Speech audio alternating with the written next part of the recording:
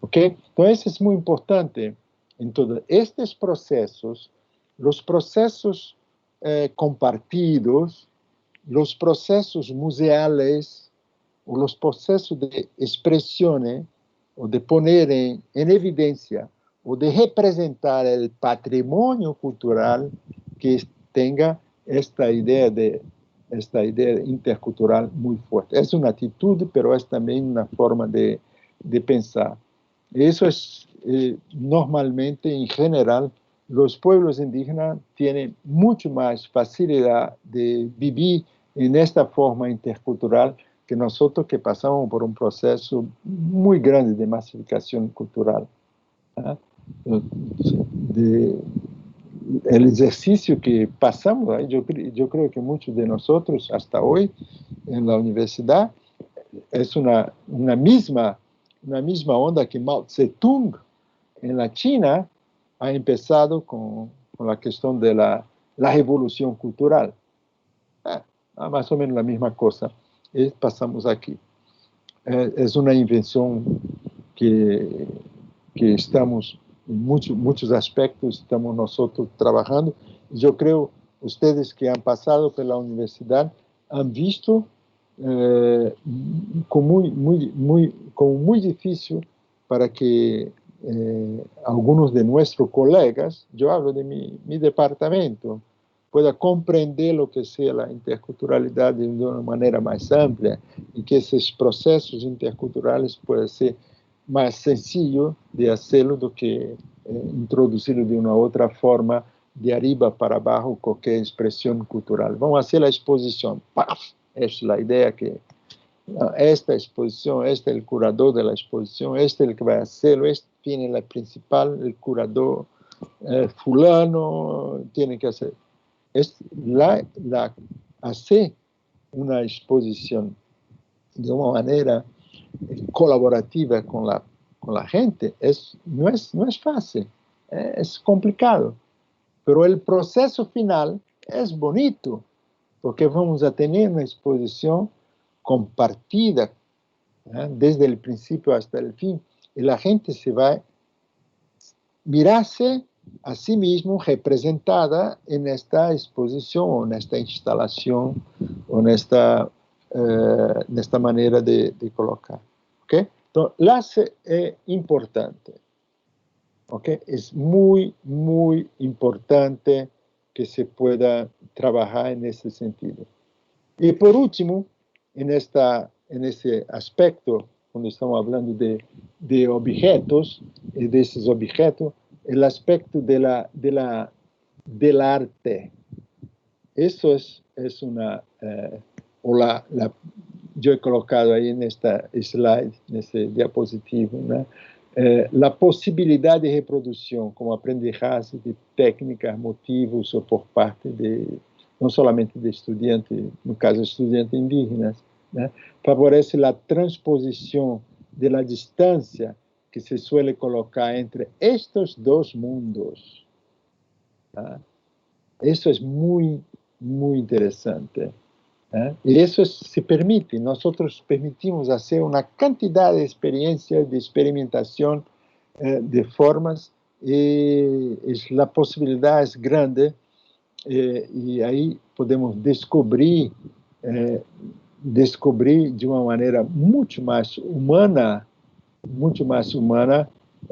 estas posibilidades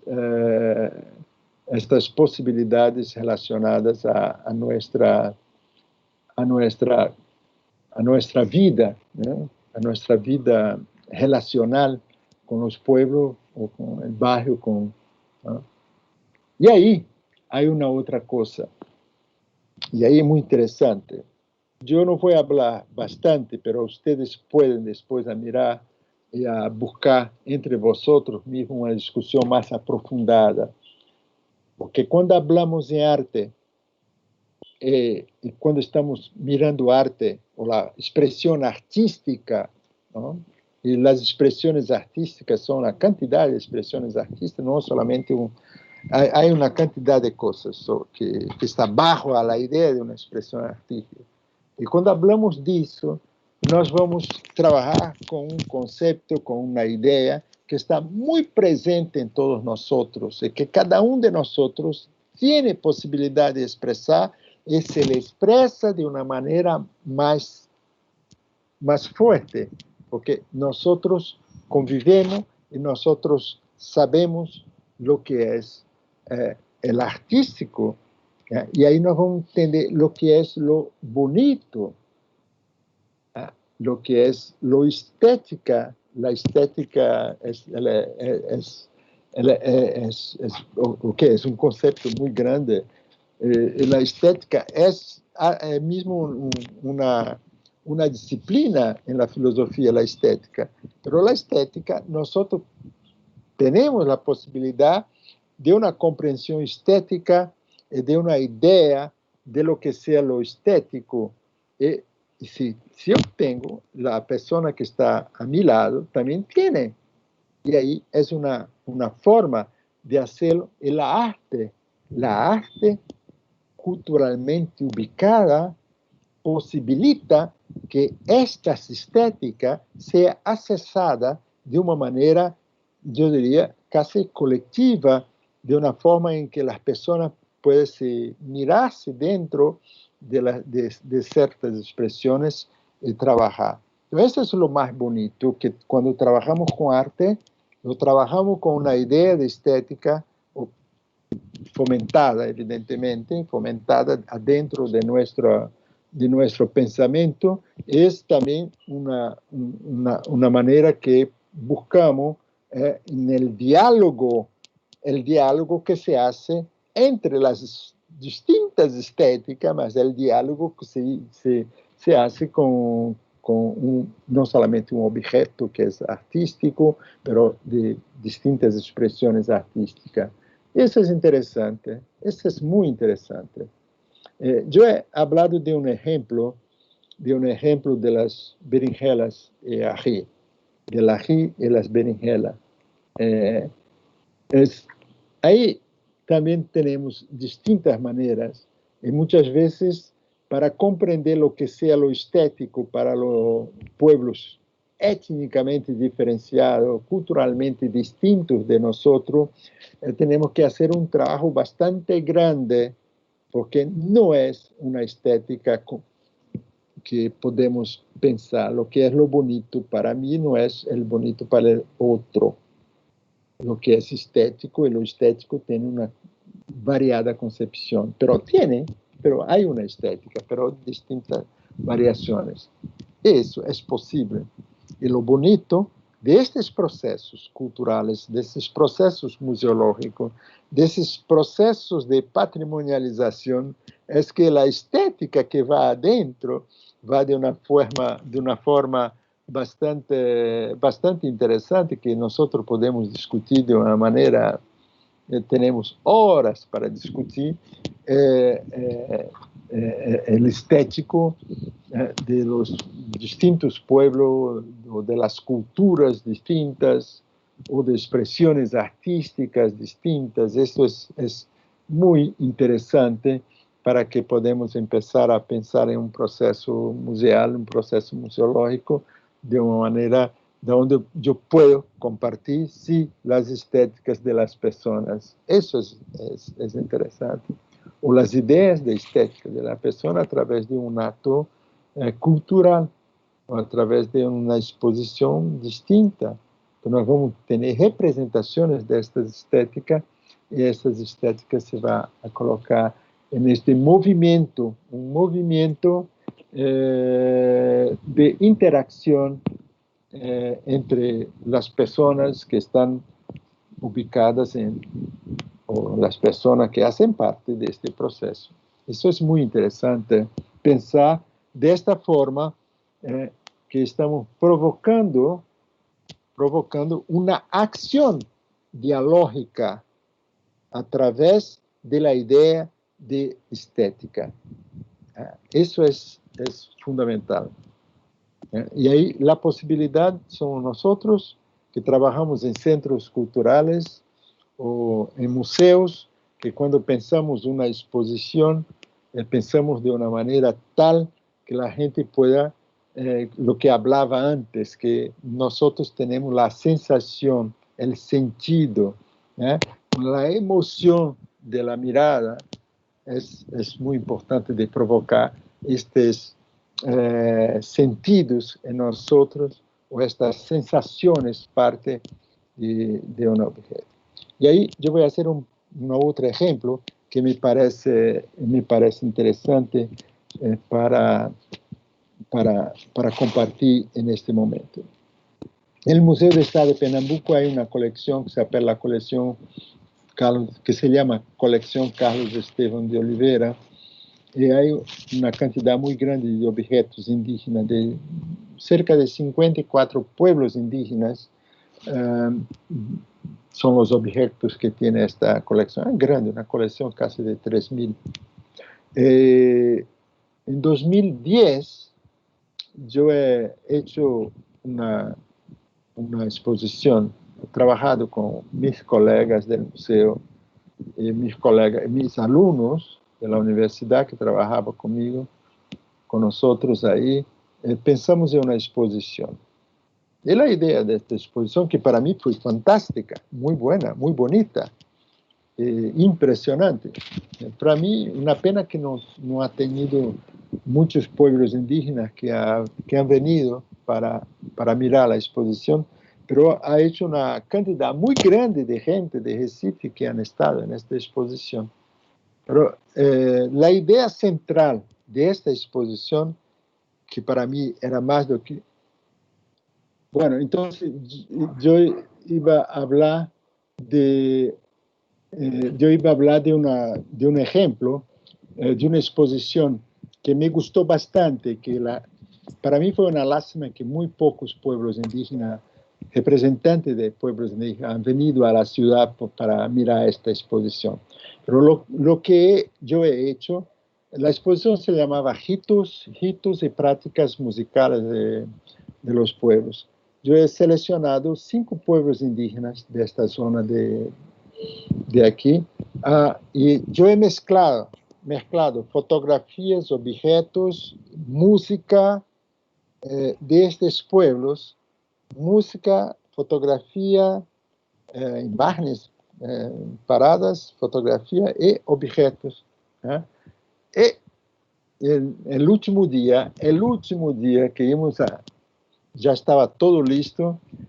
Yo fui mirar una de las partes de la exposición que me gustaba bastante, porque yo por varios meses he pensado en sacar los objetos xamânicos de esta colección y ponerlos todos dentro de un dispositivo que sea interesante. Pero en un determinado momento, yo he pensado, mira, está faltando la cosa principal de esta exposición.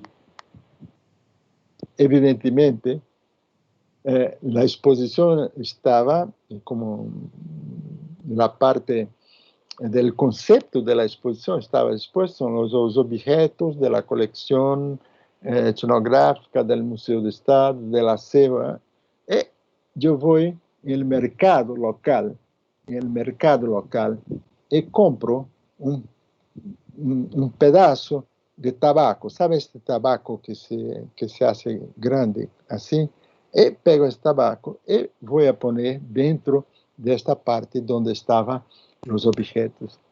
Mira, algunos colegas, mira, ¿qué estás haciendo? Eso no es un objeto de la colección. No es un objeto de la colección. Tú estás maculando la colección. Tiene que ser la colección, y tú vas ahí al mercado y traes un tabaco y pones ahí. Y ha empezado una discusión de, mira, esta es la parte más importante de los objetos. Todos los objetos acá están conectados con tabaco. Y aquí no hay tabaco. Entonces la gente ha pensado, sí, es verdad, están conectados con tabaco. Entonces tienen que tener el tabaco para que pueda hacer un diálogo, no solamente entre los objetos, sino en los aspectos. Pero ahí la gente, no, pero ese tabaco está ahí y va a hacer con que las hormigas y no sé qué que va a penetrar y los objetos van a se contaminar. Bueno, en fin, yo he hecho mucho caso de tener el tabaco junto con los objetos. Y efectivamente, si hemos mostrado durante los 3 meses de la exposición, hemos mostrado el tabaco ahí, pero el tabaco no hace parte de la colección, pero la gente ha comprendido lo que sea más do que los objetos, mas ha comprendido esta parte muy bien, muy bien. Y muchos le gustaron de ver el tabaco que estaba ahí, haciendo parte de los objetos de la colección. Eso es, yo transmito a ustedes este hecho así, pero sencillo, pero que hace una forma de hacer un diálogo, que se hace un diálogo entre los objetos de la colección. Eso es una cosa que hemos trabajado bastante con, con, con la gente de una manera que sea comprensible, que estos objetos puedan tener una comprensión sobre lo que estamos trabajando, sea una exposición o sea un proceso museológico y que sea discutido. Ok, esto es posible, ¿sí? Porque en la manera de hacer la exposición había un trabajo anterior, en este caso un trabajo antropológico, que estos objetos necesitaban el tabaco. Todos trabajaban con tabaco, todos los objetos. Entonces, si la gente del museo no comprende las distintas posibilidades que estos objetos que están en el museo, que están en el archivo del museo, pueda dar, es difícil. Entonces, conocer la colección se hace parte, o conocer las colecciones se hace parte importante del proceso, no importa, de cualquier proceso museológico, el conocimiento que se tiene de los objetos y la relación de estos objetos con la parte viva de las culturas en que estas personas utilizan este objeto. ¿Ok? Entonces, un punto importante que podemos sacar cuando hablamos en esta parte de objetos es la manera de cómo hacemos la documentación de los objetos. Y ahí, ustedes que conocen, que trabajan en museos, que trabajan en centros culturales, tenemos una cantidad de formularios que llenamos y que hacemos parte para... Y hay varias ideas de cómo sea la documentación formal de un objeto patrimonializado adentro de un museo. Yo trabajo con eso y tengo una dificultad muy grande a veces, porque al mismo tiempo que tengo la idea de objeto, conozco bastante bien lo objeto, porque lo he visto la gente a utilizar, no en el museo, pero a utilizar en los pueblos este mismo objeto. Pero cuando llega a ser patrimonializado adentro de un museo, o que sea un museo antropológico, o que sea un museo, no importa, o un museo etnográfico, se va a ser parte de una documentación que muchas veces se deja completamente la relación antropológica de este objeto con el pueblo. Ahí el objeto pasa a ser morfológico. ¿Entiende? Mira, ustedes pueden mirar, busca una hoja donde tiene la documentación de objeto. Cuando yo hablo morfológico, es que la descripción que está en la hoja de la documentación del museo es una documentación morfológica. El objeto tiene 2,50 pulgadas, es un objeto hecho de una materia, etcétera, etcétera, tiene... essa parte é uma descrição morfológica e não uma descrição antropológica.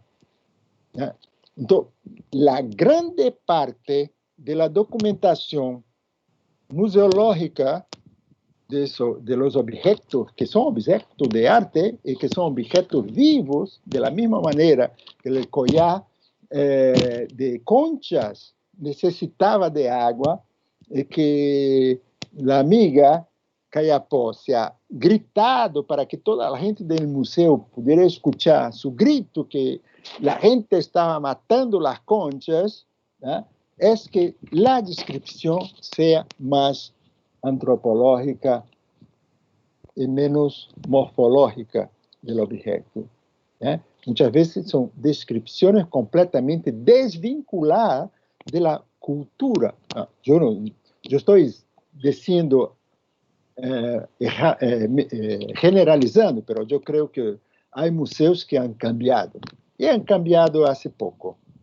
Han cambiado hace poco de hacer una documentación museológica mucho más interesante y de hacer una documentación museológica compartida con la gente. Y lo que estoy haciendo es parte de mi trabajo ahora, cambiar la documentación o incluir una documentación antropológica junto a la documentación de los objetos del museo de esta colección, que soy curador acá en Recife.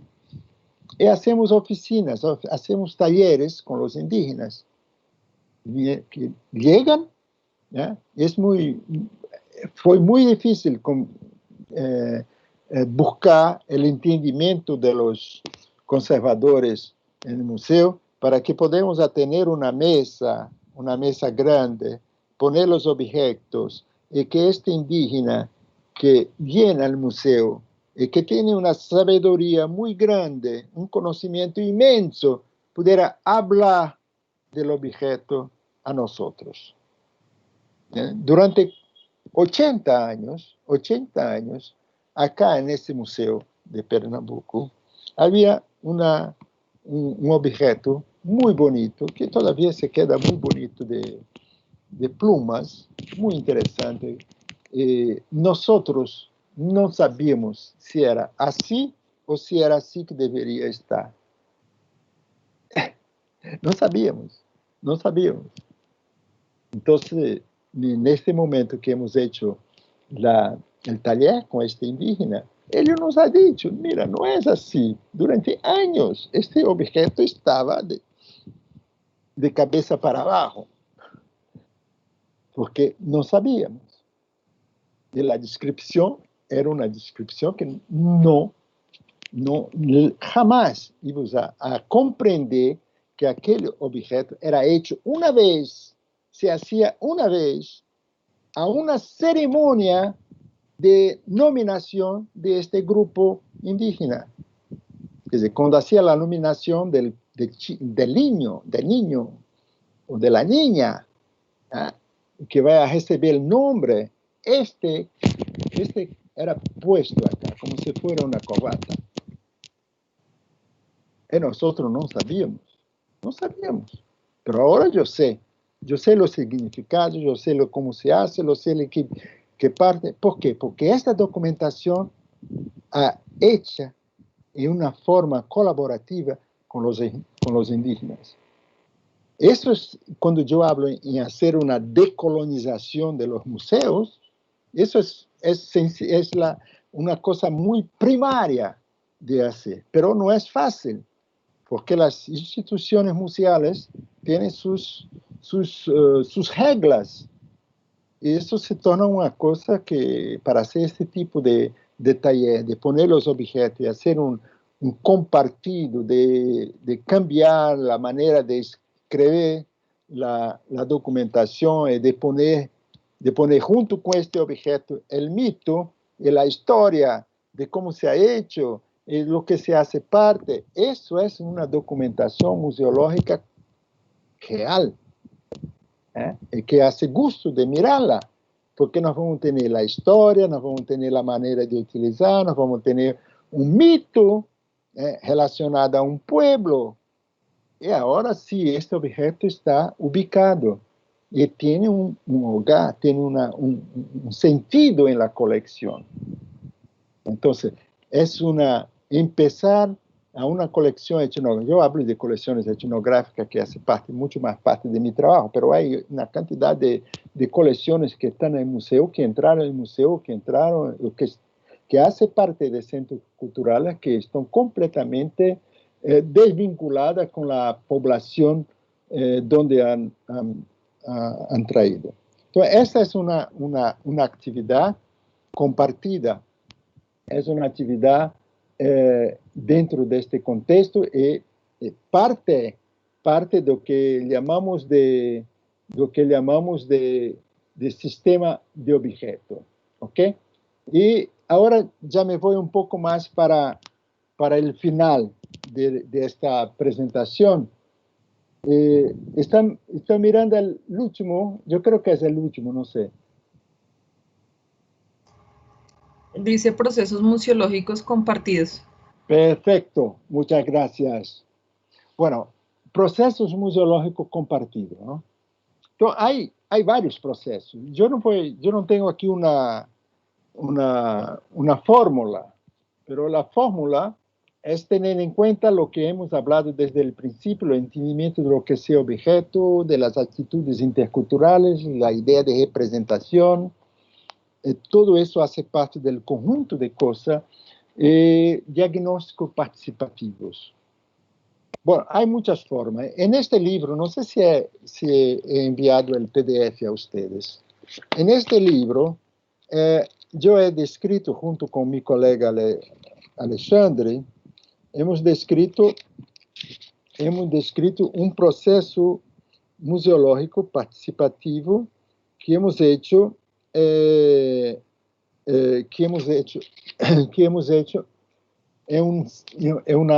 un centro de los indígenas Pancararú.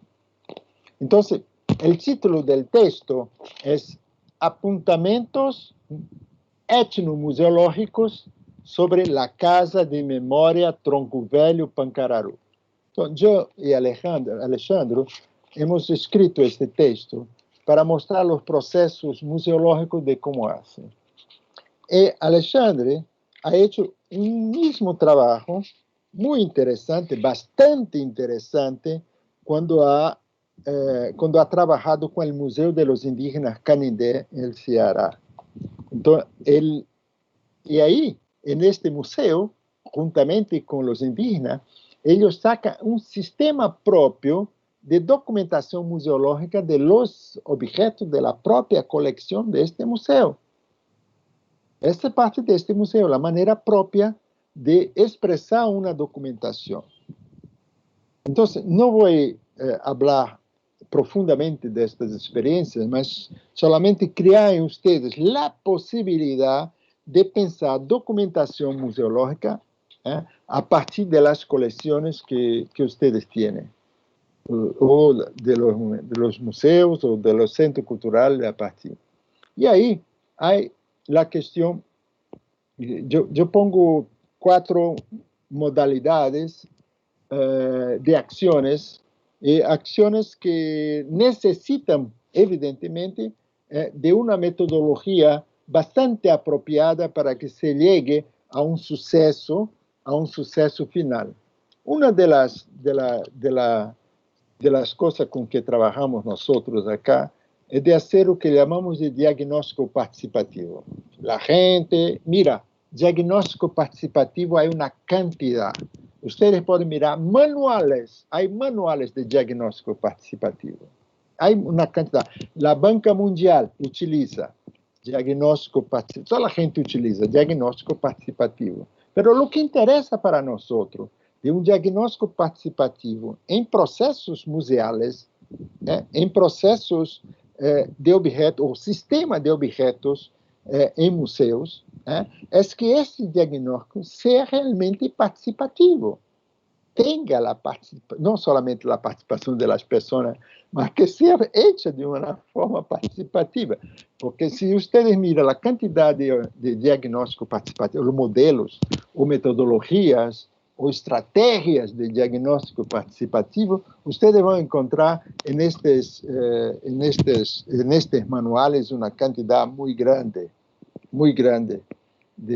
pero nosotros tenemos que transformar, que estamos trabajando con culturas, estamos trabajando con objetos, y que esos objetos tienen un símbolo, que son simbólicos, y que tienen una distinta, y que son vivos, y que son objetos vivos, y que tienen una distinción distinta.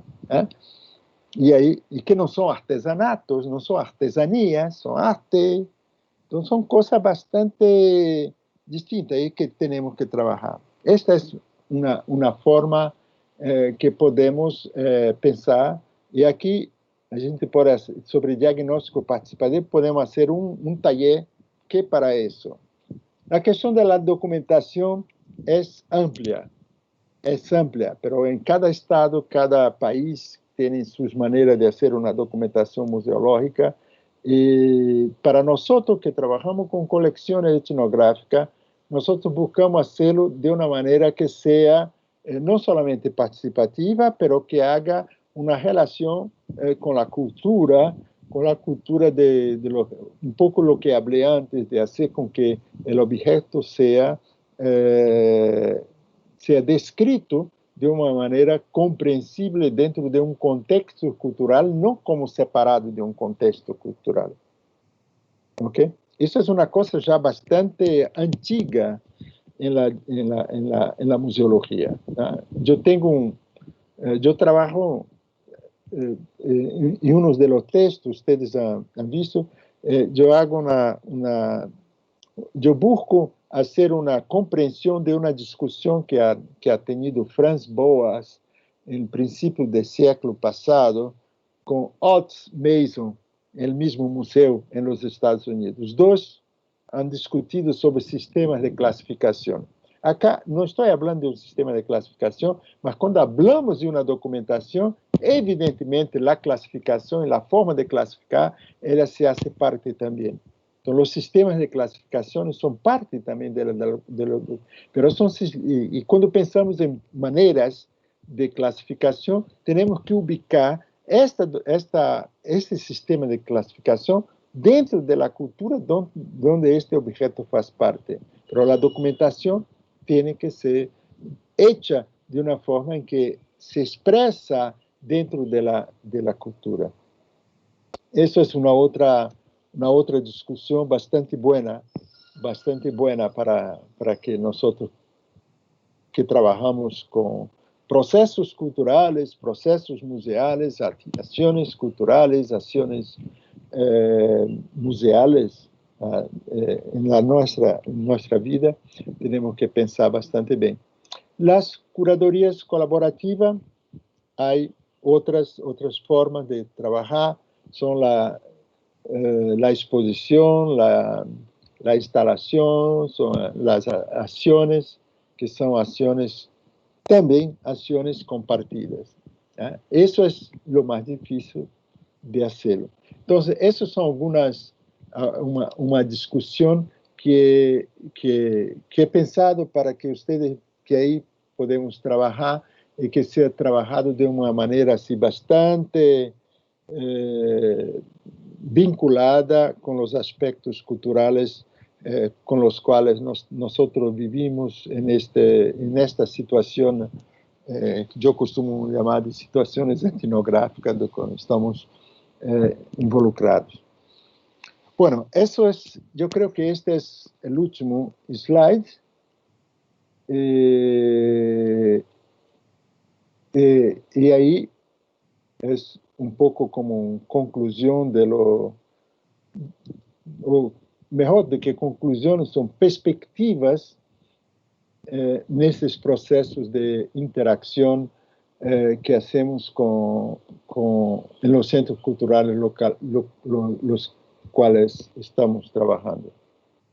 Entonces, no sé, pido disculpas por esta manera de hablar un poco no muy buena para todos, porque no hablo tan bien la lengua como debería, pero yo pensaba que era mejor hablar en español do que hablar en brasileiro, que es más complicado para que la gente pueda comprender, una vez que nosotros brasileños no hablamos la palabra completa. Siempre cortamos la palabra en la mitad y la gente no comprende muchas veces la manera como cortamos las palabras. Bueno, Fernando, no sé si he cumplido Sí, con la tarea la tarea. que Sí, aceptaba. claro, Renato, y con creces. Muchas gracias. Te hemos comprendido, creo que ha sido bastante claro y tu español está bastante bien. Así que no, la verdad te hemos comprendido. Has tocado unos puntos que sin lugar a dudas son supremamente interesantes, que permiten abrir una conversación con todos. Creo que será muy interesante también escuchar a nuestros colegas en las sucursales y también algunos colegas en Bogotá que asisten a esta presentación tuya. Creo que tener esas precisiones sobre patrimonios culturales, sobre procesos museológicos, sobre actividades culturales, en esa precisión que has hecho, creo que es bastante contributivo en la medida en que cada uno de ellos tiene un lugar y tiene un lugar no solamente en el mundo, sino en la aplicación misma dentro de las instituciones culturales. Poder desde nosotros entender o comprender esto de patrimonios culturales, cuando hablamos de ellos, a qué nos estamos refiriendo, es muy, muy importante. Igual entender los procesos museológicos que se desarrollan dentro de la vida institucional, también es importante comprender a qué nos estamos refiriendo cuando hacemos uso de esa expresión. Y algo que nos es común a todos y que de alguna manera hablamos de ella todos los días, que son las actividades culturales. Creo que esas precisiones son supremamente interesantes y no se aplican solamente al ejercicio de las instituciones museísticas, sino a los centros culturales más ampliamente. Creo que hablar también de la representación de la cultura, como ese aterrizaje que haces tú de cuando hablamos de patrimonios, ¿de qué estamos hablando? Estamos hablando de esas representaciones de la cultura, en tanto lo material como lo inmaterial, lo tangible como lo intangible, que van de la mano, que no se pueden separar, que se constituyen uno sin el otro, muy seguramente no lo es. Lo material sin lo inmaterial es no más que un objeto, y muy seguramente se quedaría corto, siempre se quedaría incompleto, siempre. Pensar en las regulaciones que tan acertadamente lo has definido, que nos lleva a entender cómo puede ser representada, cómo pueden ser representadas las culturas a partir de las regulaciones propias que las comunidades hacen y las precisiones propias que las comunidades hacen. Yo creo que es muy interesante si lo que estamos intentando hacer es un diálogo, es entrar en esto que planteas al final de tu exposición, entrar en una actitud dialógica constante que permita el enriquecimiento de la interpretación y de la representación de las culturas. Los patrimonios como representaciones de la gente. Esa afirmación a mí me parece de un peso enorme. Me parece que si nosotros lo tenemos claro y lo potenciamos, creo que podemos empezar a trabajar en unas dimensiones mucho más claras y acertadas en términos de esas definiciones de patrimonios. Cuando hablabas de las estéticas en el sentido de lo dialógico, yo recordaba un poco esas 3E que representan la vida de las culturas en términos de las estéticas, las éticas y las economías. Las tres vinculadas justamente por esa dimensión de lo dialógico y de lo colaborativo. Ninguna de las tres, ni la estética, ni la ética, ni la economía, no pueden darse si no es en una dimensión colaborativa. Creo que esas definiciones que nos has entregado en función de las estéticas y de cómo los pueblos, las comunidades desarrollan sus propias estéticas y que nosotros somos los, de alguna manera, los encargados de leer esas estéticas para traducirlas al proceso museológico. Creo que es donde adquiere todo el sentido y todo el valor el poder acercarnos a esas representaciones de la gente, no como traductores, no como representantes de nada que no lo somos ni seremos, simplemente como unos lectores de esas estéticas que se pueden articular a procesos, como dices tú, procesos museológicos que cuenten, que narren, que sean estructuras narrativas y que permitan llegar justamente a esas definiciones dialógicas. Me parece interesantísimo el tema de dar el salto a la documentación de los objetos, un objeto patrimonializado que no contenga una documentación en la relación antropológica del objeto con los pueblos que lo han producido, no será más que una definición morfológica. A mí eso me gusta mucho y me gustaría poder trabajar más adelante sobre esas diferencias entre lo morfológico y lo antropológico visto como el enriquecimiento mismo en función del objeto, como la carga semántica, narrativa y también simbólica que viene con el objeto y que nosotros estamos bajo la responsabilidad de leerlas.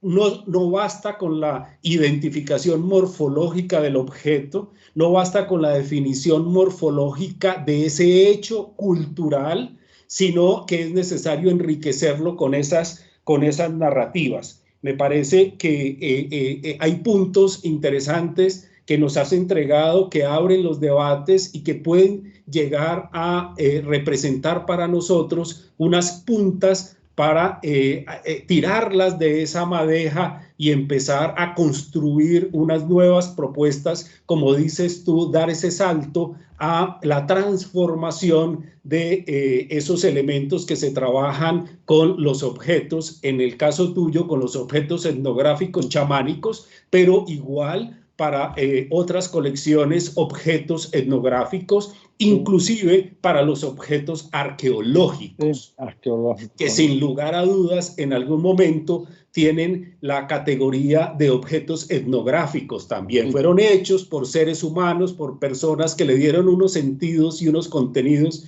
y creo que los arqueólogos allí tienen una tarea lo suficientemente grande como para que más allá de lo morfológico puedan hacer la interpretación también antropológica en ese ejercicio que surge desde la misma investigación arqueológica.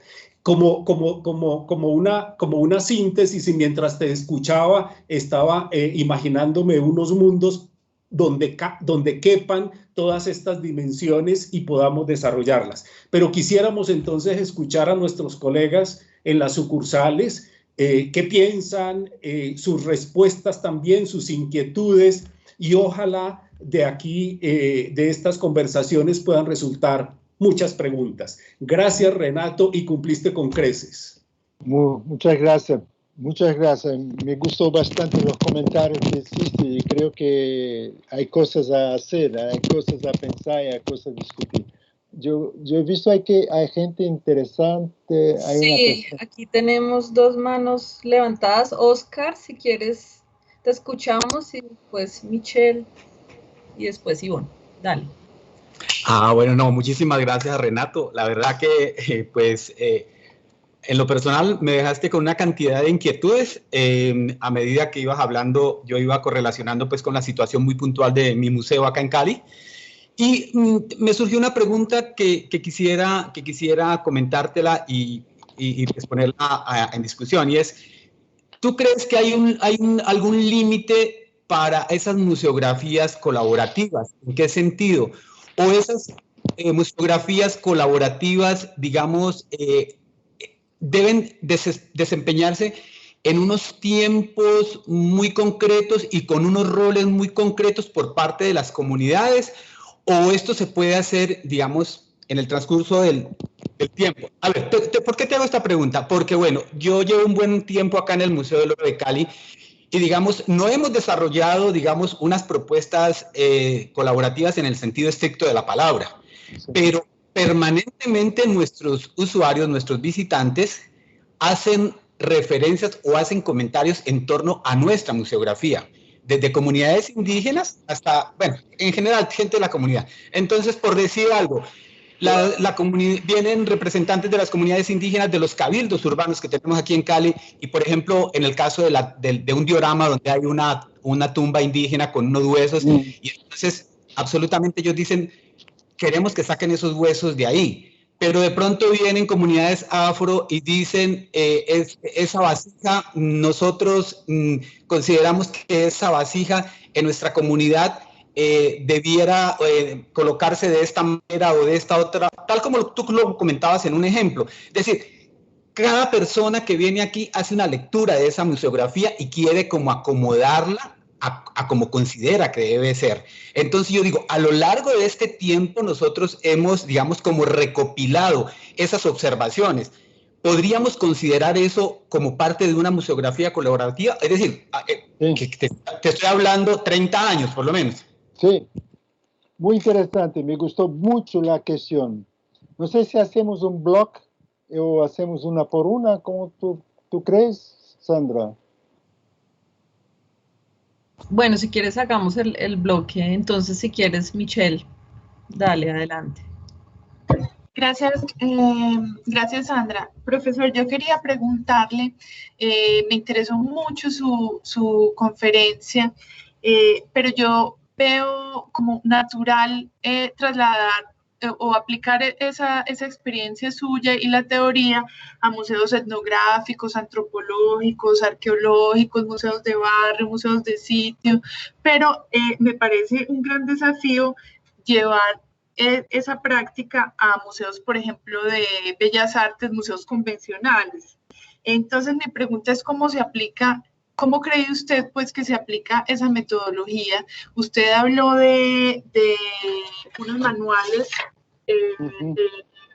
para diagnóstico participativo. Yo le quería preguntar cuál es el personal ideal para realizar esos diagnósticos, porque, por ejemplo, en un museo de bellas artes o incluso de artes utilitarias no hay sociólogos, pues son unos equipos que digamos no están orientados a esas acciones. Entonces le quería preguntar cuál es el equipo ideal para hacer un diagnóstico de ese tipo y cuál es el manual que usted recomienda, el suyo de cabecera. Gracias.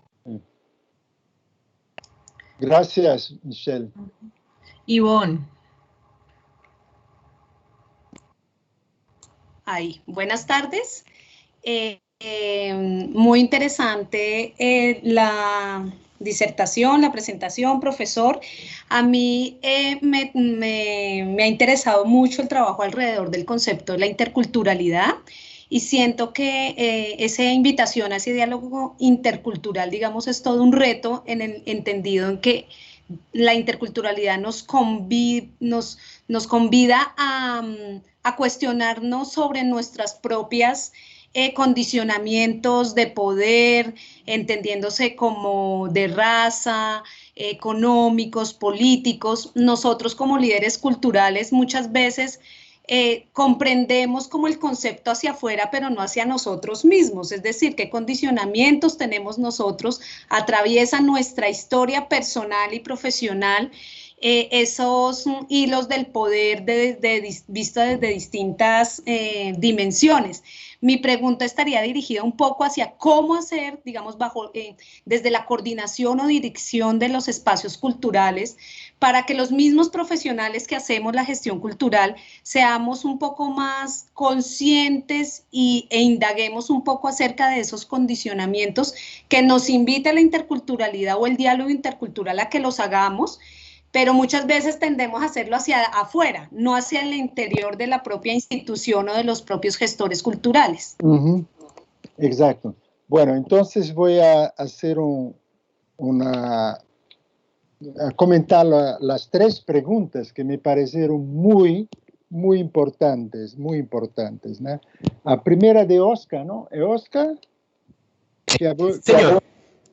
de Cali. Sí, señor, de Cali. Oscar, mira, esta cuestión es fundamental. Y tú has puesto muy bien la cuestión de los límites. ¿Hasta dónde el límite? Y ahí, yo no sabería decir, pero es la manera como la gente del museo va a empezar a trabajar de una forma colaborativa con la gente. Entonces, con la gente, es verdad.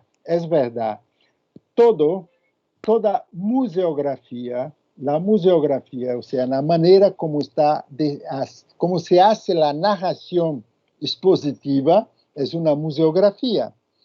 Esta es siempre tiene una gran cantidad de interrogaciones. Bien, eso es bueno, pero hay una cantidad de mirar las cosas. En términos de... Yo estaba en el Museo de Smithsonian Institution. Yo he pasado 4 meses en Washington. He trabajado siempre, en estos últimos años, con objetos chamánicos. Y ahí entro en el museo y veo una flauta que nosotros llamamos en la zona de Valpés, llamamos una flauta de Jurupari. Mira, las mujeres hasta hoy no pueden mirar esta flauta. Y toda la gente que estaba trabajando en el museo, la mayoría eran mujeres. Y yo me quedé un poco, no muy bien con esta situación, porque cuando estamos en el pueblo, estas flautas tienen un lugar que son quemadas al final de la fiesta, se queman y se guarda una parte que es la embocadura, la parte que hace la embocadura, esa se guarda, pero el aparato todo se quema, no es para se quedar, la gente no puede mirar. Entonces, esta flauta estaba ahí, y era un pasillo que la gente pasaba todo el día. Entonces yo he pasado... el otro día he comprado un pedazo de tecido grande. Yo he puesto el tecido, yo mismo puse el tecido, y la gente veía a preguntar, la gente que trabajaba en el museo, ¿por qué está haciendo eso? ¿Por qué está haciendo eso? Yo he explicado la situación, la flauta, la señal de respeto, las cosas, todas esas cosas. Y la gente se quedó muy impresionada. Entonces, a partir de este momento, la flauta se quedó escondida adentro de una reserva, porque la gente que trabajaba ha comprendido el significado del objeto. Entonces, es una cosa muy difícil. Y cuando tú hablas de límite, nosotros tenemos que saber a dialogar con la gente para saber estos límites. El museo de Manaus, hay 2 flautas de estas. Hay una petición mía para que esta flauta sea tirada del museo. ¿Por qué? Porque esta flauta no puede estar expuesta, no se puede exponer. Ella debería ter sido quemada cuando se terminó. Entonces, hay límites. Entonces, es un objeto de arte, es un objeto etnográfico, pero tiene un contenido vivo y que hace parte de la comprensión y de la cosmovisión de un pueblo.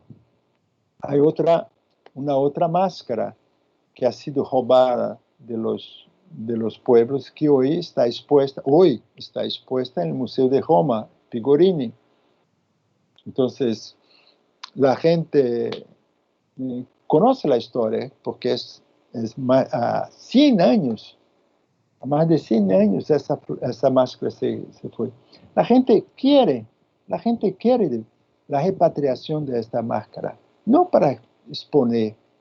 Ellos quieren la máscara para quemar, para que la cumpla el objetivo que ha sido hecha. Ella ha sido hecha para hacer una fiesta, pero no se ha cumplido. Lo más interesante es que en 2003, yo estaba hablando con los indígenas de la zona donde esta máscara se fue retirada, y ellos decían, mira, Renato, tú sabes por qué nosotros estamos muy enfermos, y cada año que pasa la enfermedad está más grande, porque hasta hoy la máscara no se fue quemada. Esa es la palabra de uno de los chamanes de esta zona. Entonces, sí, hay límites, y esos límites tenemos que buscar. Y solo podemos hacerlo dentro de nuestra gobernabilidad, dentro de un museo o dentro de un centro, a partir del diálogo. El Museo de Vancouver, hay una exposición, no sé si todavía hay, pero cuando he visitado hace un par de años, había una tabla, una mesa, y dentro de esa mesa tenía un objeto, y ahí estaba cubierto, y la gente no podía mirar, pero sabía lo que estaba dentro. Y decía muy claramente, este es un objeto del museo, que está en el museo, que fue doado por el pueblo tal, es un objeto, eso está cubierto porque no se puede mostrar, no se puede enseñar, la gente no puede mirar, pero es un objeto. Con la exposición se ha hecho, la gente se preocupó, mira, es un señal de respeto del museo en relación a este objeto. Entonces, sí, Oscar, nosotros tenemos que saber cómo hacer una museografía que no pueda desrespetar al otro, mas que ese otro sea representado en esta exposición, en esta museografía. Eso es muy importante. Y la manera, solamente ahí encae el contacto con la gente que vaya a buscar. Yo no sé cómo sería, pero ese es un facto interesante y tiene muchas experiencias en el mundo todo sobre esas cosas. Y la compañera Michelle, ¿no? ¿Cómo se llama? Profesor Michelle. Sí, ella habló de ciertas, de los museos, exactamente, los museos de bellas artes, o los museos de colecciones de pinturas, otros museos que no sean etnográficos.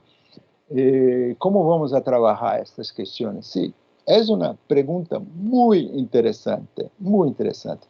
El Museo de Estado de Pernambuco, donde trabajo yo, tiene una colección muy grande de obras artísticas hechas en distintos momentos de la historia del Estado, también incluido en pictóricas que hace parte de la Pinacoteca y que hace parte de... es una colección bastante grande, bastante diversificada, ¿no? Y para trabajar con los objetos etnográficos dentro de una metodología que yo he descrito, tal vez sería más fácil, pero se puede trabajar en bellas artes de una forma que sea más comprensible, más ubicada culturalmente y no desvinculada completamente de la cultura. Eso es lo más importante. Y se puede también intentar de hacerlo una documentación más aproximada del pintor, la relación con el pueblo. Y ahí, mira, usted conoce Van Gogh, ¿no? Van Gogh, este pintor holandés que se suicidó, que se dio un tiro, pero conoce la historia de él. Conoce un poco la historia de su arte. Sí, lo conozco. Bueno, entonces, hay un pueblo cerca, el pueblo donde Van Gogh murió. Es un pueblo en Francia que se llama Aulnay-sous-Bois. Es un pueblo pequeño. Una cosa muy interesante que hay una exposición de Van Gogh. Y me gustó la manera como esta exposición ha sido hecha, en este caso, específicamente Van Gogh, que murió en este pueblo. No solamente las pinturas que ha hecho en esta zona, los últimos días de o meses, creo, los últimos meses que pasó ahí en este pueblo, que él mismo salió del hospital donde estaba, un hospital psiquiátrico, lo que estaba, salió del hospital para hacer una cura con un médico que vivía en este pueblo. Y durante meses ha trabajado en este pueblo y ha hecho muchos cuadros ha hecho en esta. Es la manera como la gente, como los curadores del arte de Van Gogh ha hecho, no hicieron una sala o no construyeron un museo para poner los cuadros. Evidentemente, estos cuadros están en todo el mundo, pero las reproducciones de los 78 cuadros de Van Gogh, que Van Gogh ha hecho en este pueblo, están ahí, y están ubicados en los sitios donde se puede mirar. Entonces, el cuadro está aquí. Tú miras el cuadro, pero tú miras el pasaje que ha dado la idea de hacer la pintura, y tú miras el cuadro de Van Gogh como ha hecho, la manera grande del mismo que está ahí, al vivo, sin nada, pero ahí, y está ubicado, está dentro mismo de la zona donde él estaba ahí, con sus pinceles y con su cosa ahí. Entonces tú puedes hacer parte de ti, de mirar este cuadro en este contexto. Evidentemente, la gente de Aulnay-sous-Bois ha hecho esta exposición viva en un museo al cielo abierto con los cuadros de Van Gogh. La gente, para mirar los cuadros, tiene que hacer un camino y caminando dentro de la zona donde están buscando el cuadro. Esa es una forma de hacer una relación, una narrativa museológica dentro del contexto. Evidentemente, yo voy a mirar los cuadros de Van Gogh en el Museo de Bellas Artes que están fuera. Pero dentro del contexto mismo se ha producido una museografía completamente involucrada con los participantes de la ciudad, del sitio donde estaba, y se ha trabajado y la gente es muy participativa porque es una cosa viva. Entonces, mismo con pinturas o con grupo de pinturas de bellas artes o de otras, se puede hacer de una manera que sea más comprensible y que se pueda trabajar una otra museografía que sea más no solamente contemplativa, pero más participativa en términos de la manera como se hace la cosa. Pero tú tienes razón, pero es más difícil, pero se puede buscar óptimas maneras de trabajar en este cuadro. Bueno, y la última cuestión que ha puesto, yo no me acuerdo más del nombre porque no he apuntado aquí, sobre interculturalidad, sobre el concepto de interculturalidad, fue Ivonne. ¿Fue Ivonne que habló? Ivonne, ok, gracias. Muy interesante. Sí, señor. Muy interesante. muy interesante. Y creo que hoy nosotros hablamos de esta actitud de interculturalidad, todavía se queda muy difícil en practicarla. Es un challenge, es un desafío muy grande hacer un trabajo de donde sea la interculturalidad que puede. Entonces, tienes razón en el sentido que es más complicado una vez, como yo hablé antes, nuestra formación ha sido toda la formación. Yo he recibido una formación que no es una formación para la comprensión de la interculturalidad en los modos, en el hacer hoy día donde trabajo yo. La interculturalidad no hacía parte de la formación. Y eso yo fui aprendiendo hasta hace poco, como decir. Hace poco yo he aprendido mucho más con los indígenas do que con la universidad, porque la relación, cuando entramos en contacto con los pueblos que tienen una cultura completamente distinta de esta nuestra sociedad judaico-cristiana, nos hace pensar bastante, Entonces, lo más importante, yo diría, es que buscar de intentarlo hacer una acción que sea, intentarlo hacer de una manera intercultural. Yo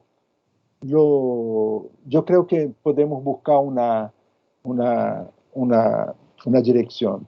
Pero me gustó la cuestión porque me ha hecho pensar también que lo que he hablado, que me interesa mucho discutir con estas nociones, es la cuestión de interculturalidad, ¿no? Y ahí no hay manuales. Yo creo que los manuales son más difíciles. Tenemos que como dices, fabricar nosotros mismos estos manuales con la tarea, en el momento práctico, el hacer mismo, ¿no? Yo creo que si empezamos, ahora me voy a buscar un manual para pensar la interculturalidad en este contexto, yo creo que yo empiezo bien, porque yo no voy a buscar no voy a tener una receta o una fórmula para hacerlo. Bueno, yo creo que, no sé si he respondido todas como le gustaría, pero... Tenemos no sé. una última manito levantada, Renato. Es de Carlos Guillermo. Sí, Carlos. Buenas tardes, profesor Renato. Buenas tardes. Gracias. Desde Pasto. Quería preguntarle, profesor Renato, que hay algunos ámbitos que se integran para facilitar sobre todo la noción de cultura, que en este caso trabaja la comunidad, es el uno, la memoria y el territorio. Con estos elementos se ha venido generando diferentes postulaciones para crear patrimonios culturales. Yo quisiera saber si falta algún ámbito y qué aspectos positivos o negativos consideran ustedes que hay en los patrimonios culturales. En nuestra región hay varios. Tenemos un carnaval de negros y blancos que es declarado patrimonio cultural, una ruta de la marimba y los cantos tradicionales del Pacífico Sur. Tenemos también la partería como declaratoria de patrimonio cultural, el camino del Inca, el Capañán, y en diciembre se va a declarar una técnica que se llama el barniz de Pasto, ya está en la lista representativa. Entonces, muchos hacen la pregunta si estos patrimonios culturales son positivos o negativos. Esa es una. Y la segunda pregunta que me encantó ahorita con el tema de interculturalidad es conocer si ustedes qué estrategias interculturales están adelantando en Brasil para romper algunos estereotipos con comunidades. Esas son las preguntas. Gracias, profesor Renato. Gracias por la cuestión, es muy interesante. Tú pones dos ideas fundamentales, que son ideas importantes. La idea de memoria, esta es una cosa, nosotros tenemos que tener, yo no he hablado de memoria, pero la memoria es una parte importante, y territorio, muy importante. muy importante. Y ahí tenemos que pensar territorio como territorio, ¿no? No pensar como límites políticos, ¿no? Es una otra cosa. Los límites políticos que llamamos de territorio es una otra cosa. Y verdad, esto hace parte del patrimonio, ¿no? Muchas veces los museos están vinculados a un territorio, a una idea de territorio. La mayoría de los museos indígenas, los museos comunitarios, están vinculados a un territorio. Si están vinculados a un territorio es porque hay una memoria por detrás. Y la memoria es importantísima. Yo creo que todos los patrimonios son patrimonios. Y son patrimonios porque son patrimonios, ¿no?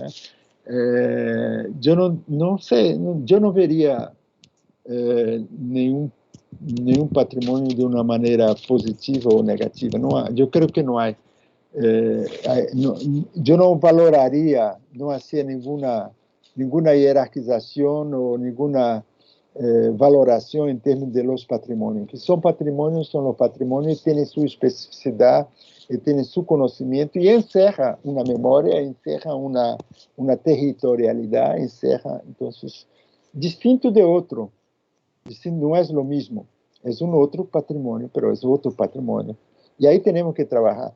Tú has mencionado bastante cosas muy interesantes, cosas que han sido declaradas públicamente, ¿no? Eso es lo más.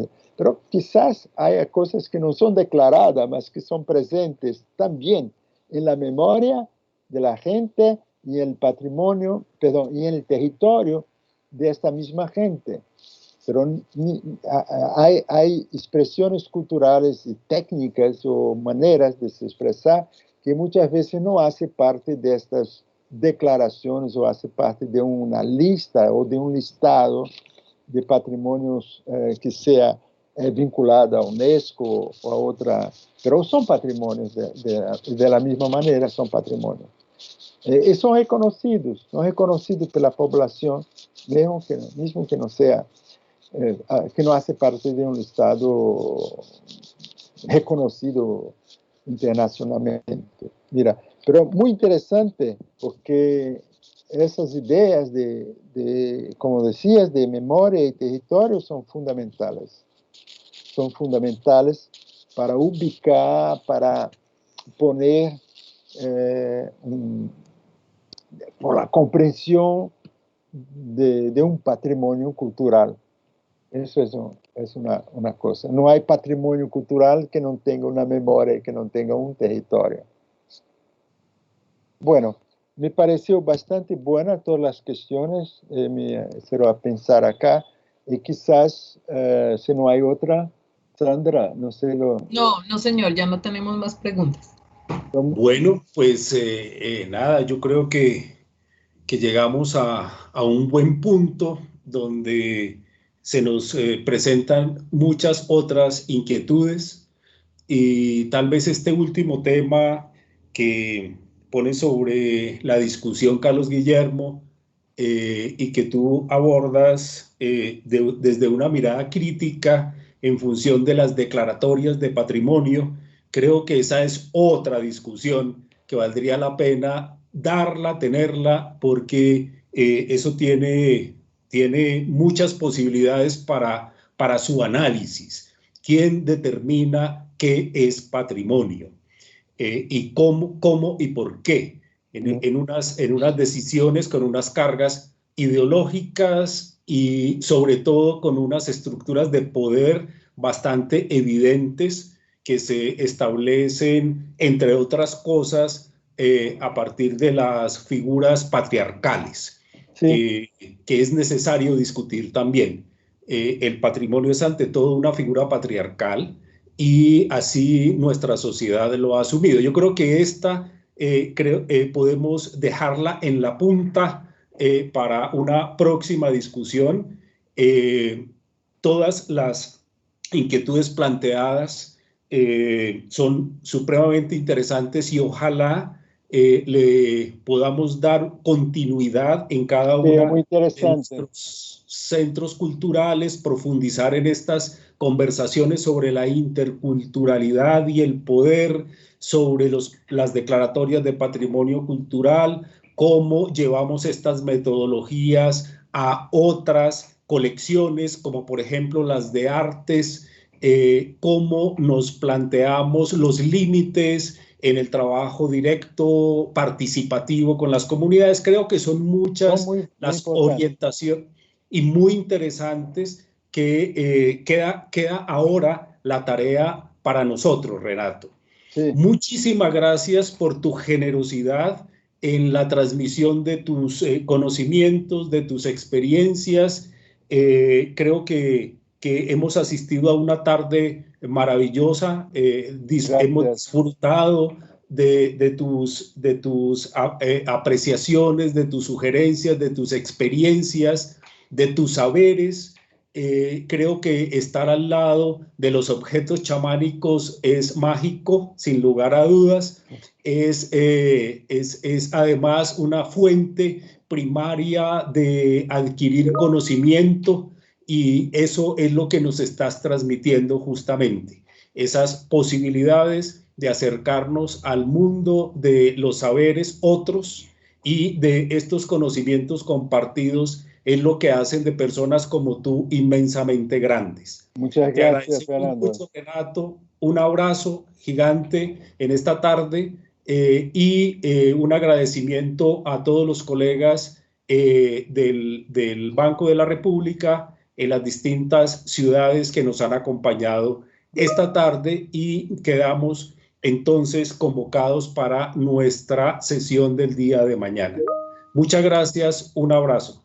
Muchas gracias, Fernando, y saludo a todos los participantes que me han pensado bastante con las cuestiones de todo. Muchas gracias, Fernando y Sandra, y a todos que estuvieron presentes con nosotros por acá.